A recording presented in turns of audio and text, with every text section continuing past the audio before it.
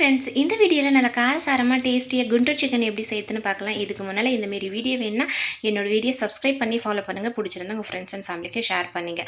1 spoon தனியா, 1/2 spoon மிளகு, 1/2 spoon ஜீரகம், ஒரே ஒரு ஏலக்காய், 2 பட்டை, 2 லவங்கம், ஒரு சின்ன துண்டு அன்னாச்சிப்பூ, கூடவே 7லேருந்து 8 வரமிளகாவை ட்ரை ரோஸ்ட் பண்ணி மிக்சிக்கு போட்டுட்டு கூடவே கொஞ்சமாக தண்ணி விட்டு நல்லா நைஸாக அரைச்சி எடுத்துக்கலாம்.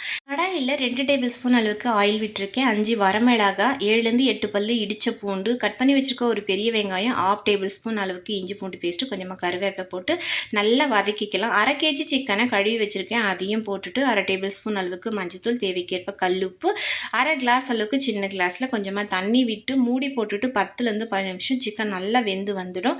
அதுக்கப்புறம் நம்ம அரைச்சிருக்கிற அந்த விழுது எல்லாத்தையும் ஊற்றி தண்ணி வேணுன்னா கொஞ்சம் தண்ணி விட்டுக்கலாம். ட்ரை ரோஸ்ட் வேணுன்னா ட்ரை ரோஸ்ட் பண்ணிக்கலாம். 5 நிமிஷம் நல்லா கொதிக்க விட்டோம்னா எண்ணெய் நல்லா பிரிஞ்சு வரும். கொத்தமல்லி இலை தூவி லெமன் ஜூஸை பிழிஞ்சு விட்டு சர்வ் பண்ணுங்கள். சூப்பராக இருக்கும்.